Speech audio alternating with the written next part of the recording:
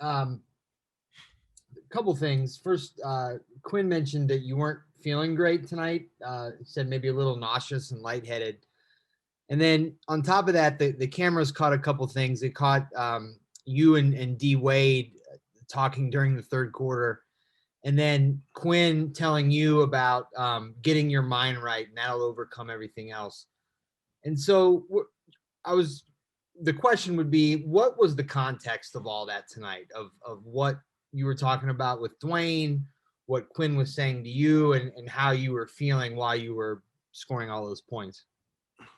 Well, I was kind of hoping you didn't say it, but I was definitely, feeling it a little bit, but sometimes you just got to dig deep into a different place. And, I was getting my ass kicked individually the first half on both ends of the floor, wasn't making the right reads.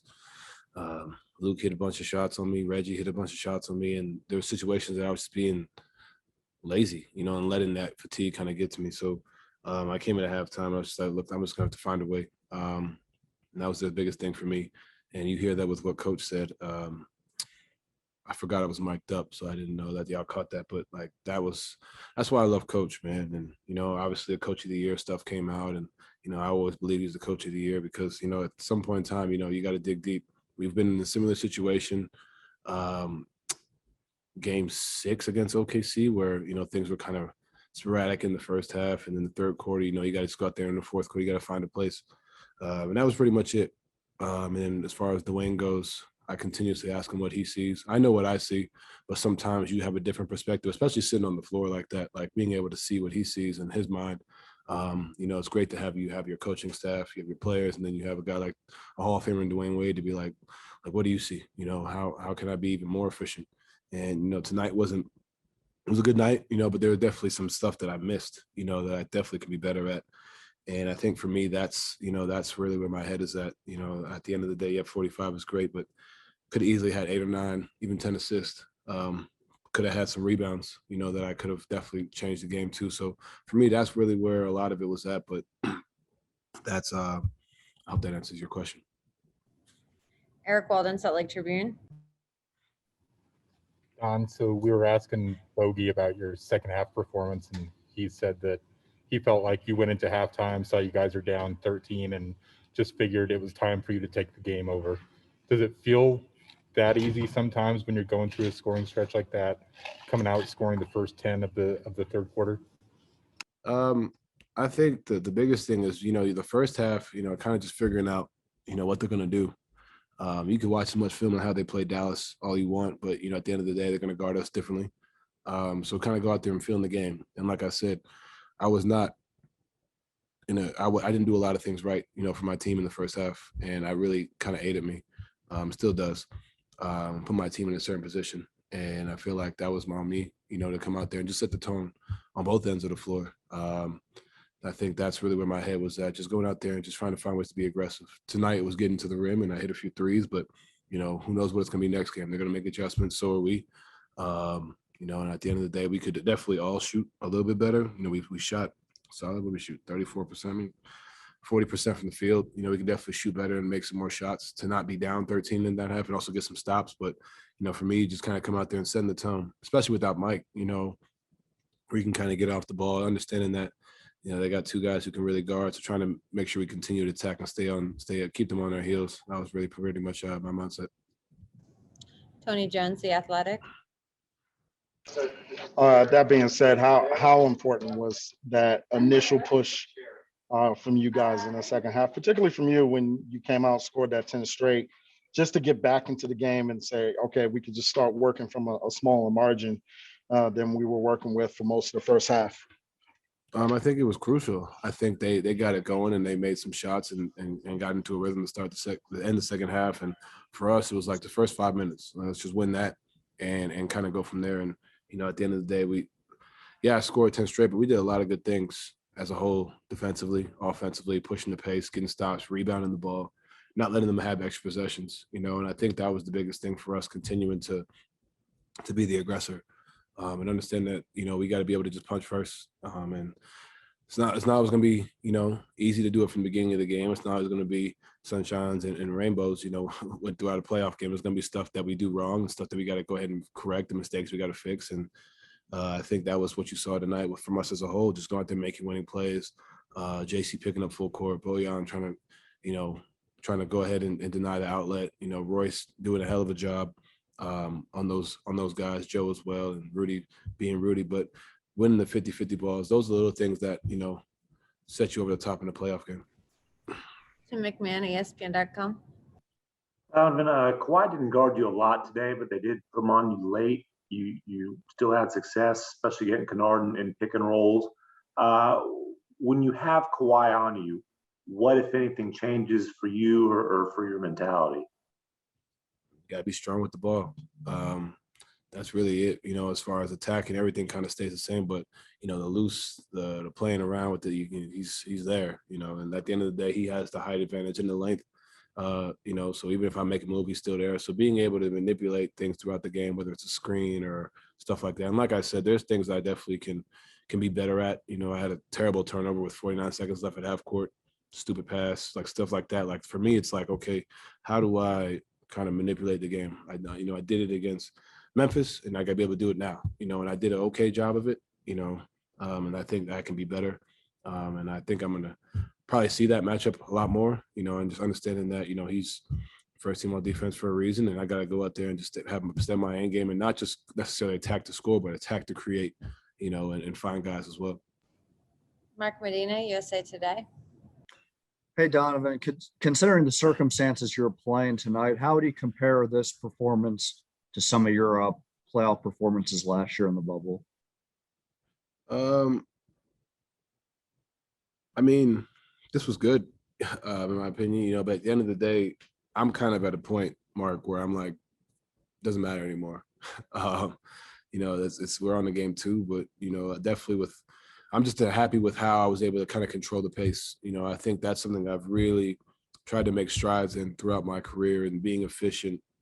When I say efficient, I don't mean just a shot chart. I mean, turnovers or being able to manipulate the game, being able to pick things and make the right reads. So for me, I was really happy with, my progress in that way. There's definitely, like I said, stuff I can do better, for sure. And I think, they're hopefully, continue to go out there and make the right reads. But as far as where do I put it as far as games, I don't really know. At the end of the day, I know that we got to do this 3 more times.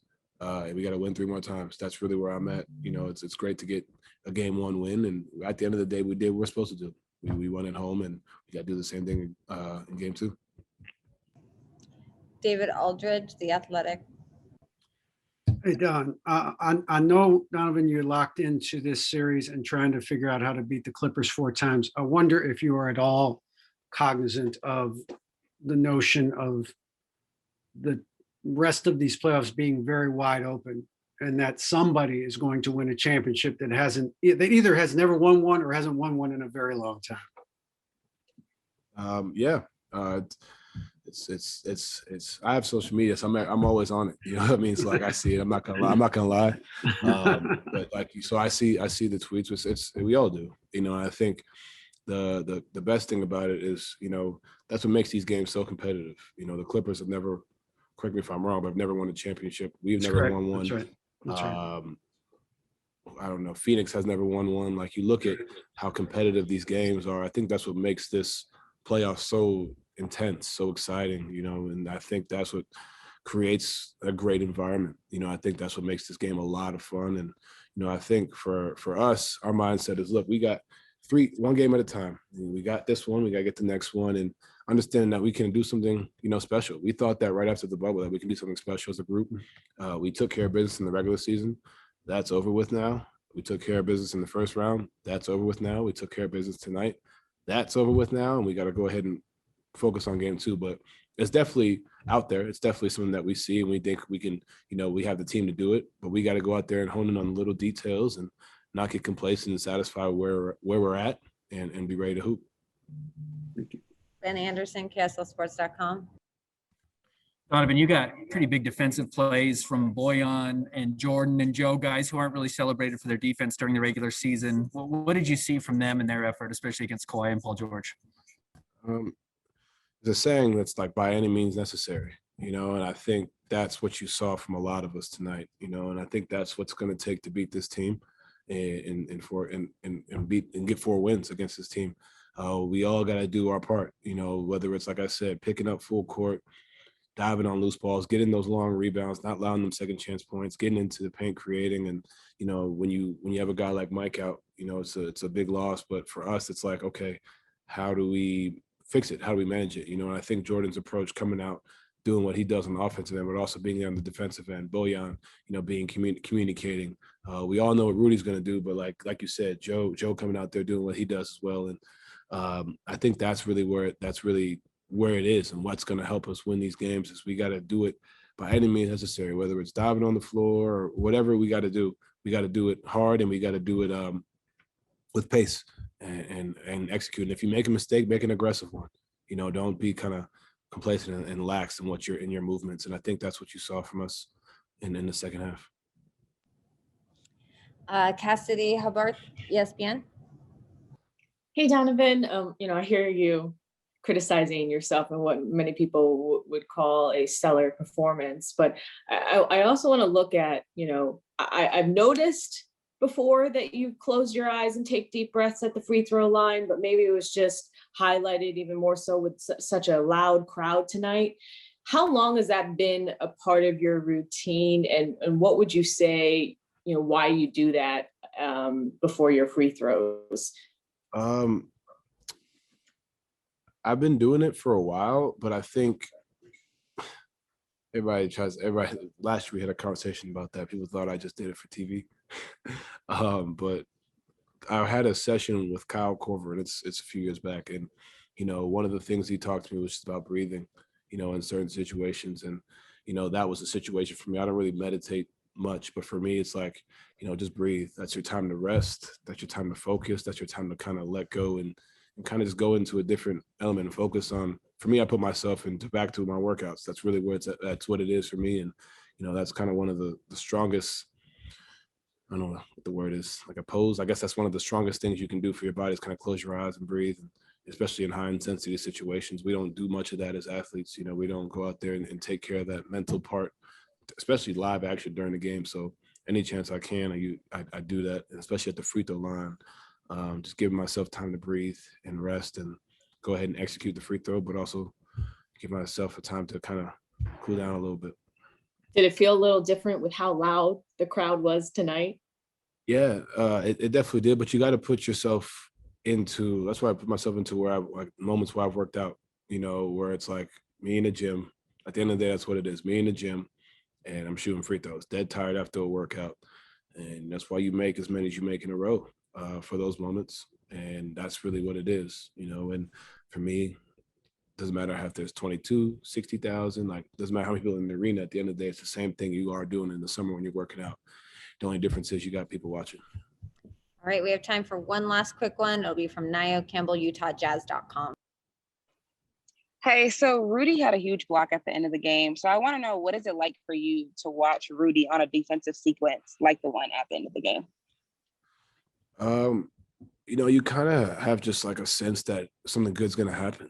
You don't know how or what, but once I saw the swing go to him, he thrives in those moments. He definitely hears the chatter that he can't guard outside the paint, so those are like moments that he like lives for, and when he caught it, Morris caught it, I was like, okay, big boy's gonna, have this moment, and I think that's what you saw tonight. And, you saw me just put my hands up because I'm like, thank God he blocked it, because I took a terrible shot at the end of the game. But he's our backbone defensively, man. And you saw it on night tonight. He came out there and blocking shots, running the floor, doing his thing. And when you get the ISOs like that, you have the ultimate faith, because he's the 2-time, about to be 3-time defensive player of the year.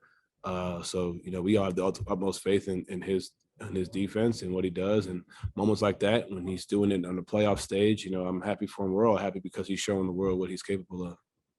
Well, Jan, you played some major minutes guarding Kawhi Leonard and Paul George, and they had relatively quiet nights for their standards. What was the key to kind of keeping them within kind of control, and what are you thinking when you're battling those guys? I mean, they are both great players, so we were trying to force them to take tough shots. Rudy was there every single time when they have blow by us or had a straight line drive. So great team defense overall on these two guys. But we know how good they are, and they're going to be extra aggressive next game. Maria Vidal, Tab Deportes. Hi, Boyan. First of all, congrats for the win. What are the key aspects that you can take away from this first game against the Clippers? I mean, just our defense. Even we started the game shooting the ball pretty bad, especially from 3-point line. But we kept guarding. Crowd was really behind us. They pushed us when we were down 13 or even more. So I think that our defense it's the key in this series. And Anderson, KSLSports.com. Bogey, we don't see it a lot from you. You hit a lot of kind of spot up threes, but you dribbled into a big three late in the fourth quarter there. What did you see going into that play and taking that shot? I mean, they were trying to blitz Donovan, kind of double team him, especially in the last couple of minutes on the game, and then I had a Kernard on me, and shot clock was running down, so I needed to take that one. It was big one, and but like I said, Donovan was the guy that really bring all attention, and then the other guys. We had a lot of wide open shot, but like I said, we didn't play for a couple days, so maybe that get us tired beginning of the game, or we didn't have enough confidence hitting those shots. But like I said again, our defense was great, especially second half. Eric Walden, Salt Lake Tribune. Hey, Boyan. Speaking of Donovan, obviously he had a pretty incredible second half, especially the way he came out and started that third quarter with 10 straight points. What did you see from him, and kind of how is he able to go on, scoring streaks like that and kind of have the ability to take over games in that fashion? I mean, he's just amazing person. He's a great player. He saw that we are down 12 of 13 on halftime, so probably he thought I gotta take over the game. I gotta be extra aggressive in especially in third quarter. So he got us back in a game, and then all the energy, or the crowd, he gave us energy to the players, and like I said, I mean, it's just amazing performance from him. Christos Soto, Sports DNA. Hey, Boyan. We saw that you had a great connection with the fans. So how contagious was the passion of the fans in the stands to you on the floor? I mean, it was probably the loudest crowd that I played in front here in NBA. Even when we were down, they were kind of cheering and pushing us and gave us extra energy to get back in the game. And then when we start to hit those shots, especially Donovan, the arena was really amazing and really loud. So. Right, Jacoby DeFrancesco, Around the Game. You're on mute, Jacoby. We'll move on to Maxime, the free agent. Boyan, you made the key 3-point, and you have to keep focus all along the night. So how hard is it to stay focused all along the game and to have the key shot? I mean, those threes are giving us extra energy defensively, because, like I said, we couldn't buy a three in the first quarter. So when we start to hit the shots, when Donovan got hot, it gave us energy also defensively to guard better and kind of communicate better. We were all in. Cassidy Hubbard, ESPN. Everyone, you've been talking a lot about how Donovan's play kind of got you guys going, but in the game broadcast, we were able to see him mic'd up and talking to the team. How would you describe his vocal leadership on this team this season? I mean, it's just amazing how mature he become this season. He's really reading the game. Great first half. I mean, he had a quiet first half, but especially because we couldn't hit a shot. So he was trying to probably involve all on us in a game. But like I said, we were missing the shots. And then in third quarter and fourth quarter, he took the game over, and he was more aggressive. So it's just amazing his leadership and the energy that he's bringing to the table and kind of giving to all of us. All right, last question. We'll go back to Jacopo. Hi, sorry about that. Hi, Bojan. Which one, in your opinion, is the biggest adjustment that you guys made individually and as a team that allowed you not to suffer from Conley's absence? I mean, we had a lot of games that we missed Donovan and Mike, so we are kind of, I cannot say used to it because it's different story right now in the playoffs, and we really miss him because he's primary ball handler, but they play small ball, so we try to adjust on the way how they play, how they're gonna attack us. So great first game. We cannot get a too high or too low. Second game is in 2 days. We gotta watch the film and prepare for next game. First of all, can you kind of just take us through what happened on that final play when you were able to block Morris's shot? Just tell us from your perspective what happened there. I mean, we're up 3, so obviously they needed a 3 to tie the game. Kawhi had the ball, and Joe got switched on Kawhi, so he did a great job trying to take away forcing him to drive, and I kind of faked helped, and I knew that he was going to pass to Morris for the 3, so I just tried to contest as much as I can. Next up will be Jacoby De Francesco, around the game out of Italy. Hi, Rudy. Congrats. There has been lots of talking and writing about. Do you hear me? Yeah. Okay, thanks. There has been lots of talking and writing about you adjusting to a small lineup. And how do you feel about this? And do you think the last play is like a photograph of what you can do in this situation? I mean, teams have been trying to do this to us for years now. I think I'm comfortable guarding any lineup. It's whether I get close out to 3-point shooters and then make a play, or still protect the paint at the same time. I've been doing it, and yes, it's different than just guarding a traditional big like Valanciunas or Zubac, but I've been doing both, and you might see a clip of me dancing on the perimeter once in a while, but the truth and the numbers back it up, that I'm comfortable guarding, any lineup, and it's their game plan. They're gonna try to make me uncomfortable, and I respect that, but I'm gonna be out there on the court, so I'm comfortable. Tony Jones, The Athletic.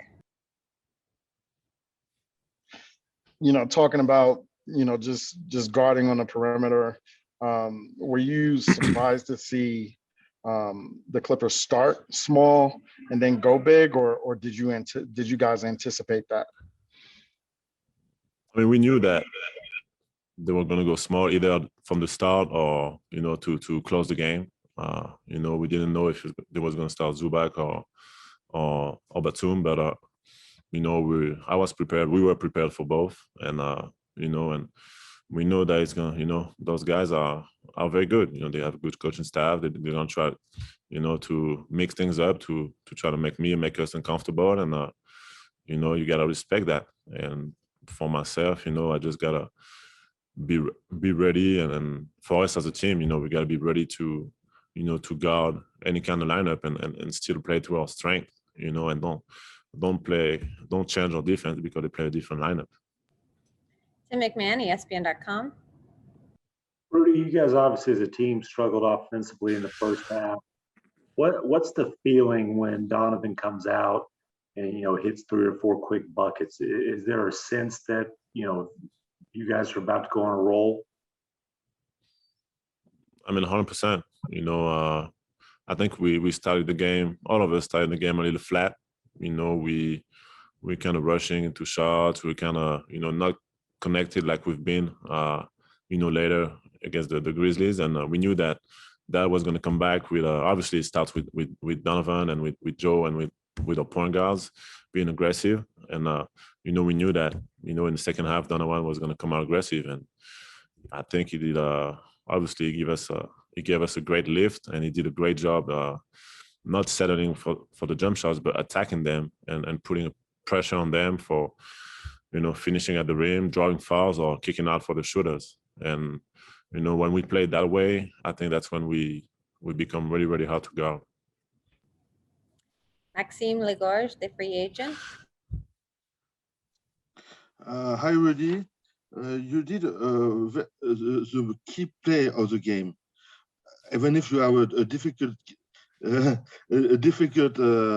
night tonight. And so, what makes the difference in your mind to stay focused just until the last play of the game, even if you made a jump that was a bit difficult just before? I mean, no matter what happens before, the most important is the moment. And I try to stay focused on the moment. I know that my teams trust me, to do what I do and then to make plays, both defensively and offensively. At the end of the game, and I try to just stay focused. And personally, I enjoy those moments. I embrace those moments, because at the end of the day, when you're in a close game at the end, you know that you got an opportunity to impact the game. You can't be worried about how many points you scored, or if you had a bad game, good game. You got to stay with it, and I think that's what the best teams are able to do. Even on the night when things didn't go our way, we find ways to execute and to play our basketball, and to stay to keep trusting one another when it matters. Sam Farnsworth, KSL. Yeah, Rudy, this is the first time in about 15 months you guys have had a full capacity crowd at Vivint Arena. I know last round it wasn't too far off, a little over 14,000, but how big of a difference is that? Is that something you notice, that extra 4,000, that it's a full house, the energy, the excitement that they're bringing? Yeah, 100%. Obviously last game we felt it. Last series we felt it. We felt a difference between having 8,000 and 13,000, but this time we really felt it throughout the whole game. It wasn't just at the end or in the key moments. We really felt it throughout the whole game, and I think when we were down 12 and we were try to come back, try to grind to catch them, having that crowd behind us really gave us a big lift. We have time for one more question. Sarah Todd, Deseret News. Rudy, there was that sequence with DeMarcus Cousins when the charge that was reversed after the review into a block, and you got the and one on that play. First of all, your reaction to the review and what you thought about the foul when it happened. And then, you guys, that's a 3-point swing and you win by 3 points. Do you think back on plays like that and how important they are? It's the playoffs. Every play matters. Every momentum play matters, and sometimes, unfortunately, every call matters. So I thought it was pretty obvious. Maybe from his angle, he thought it was a charge, but I'm glad that coach challenged it, because there was no doubt that it wasn't a charge, and I thought it was pretty obvious to me.